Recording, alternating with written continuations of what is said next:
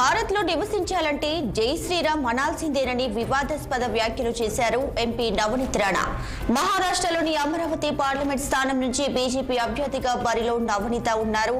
ఇక లోక్సభ ఎన్నికల ప్రచారంలో ఆయన ఈ హాట్ కామెంట్స్ చేశారు. ఇది మన దేశమని, దేశ ప్రజలందరూ కలిసికట్టుగా ఉండాలని చెప్పారు. మన దేశంలో పాకిస్తాన్ జెండా నడవదని, అమరావతిలో అసలు నడవదని అన్నారు. పాకిస్తాన్ మీద ప్రేమ ఉంటే ఆ దేశం వెళ్లిపోవాలన్నారు. మన దేశంలో వేరే దేశపు జెండా ఎగరడానికి వీల్లేదని, కేవలం మన జెండా మాత్రమే ఎగురుతుందంటూ కార్యకర్తలకు దిశానిర్దేశం చేశారు. దీనికి సంబంధించిన వీడియో ప్రస్తుతం వైరల్ అవుతుంది.